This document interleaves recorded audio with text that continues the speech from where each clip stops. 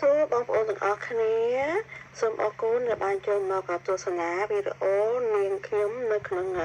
ថ្ងៃនេះចានាងខ្ញុំសូមជូនចម្រៀងមួយបទដែលមានឈ្មោះថាបងខឹងស្រីមួយណា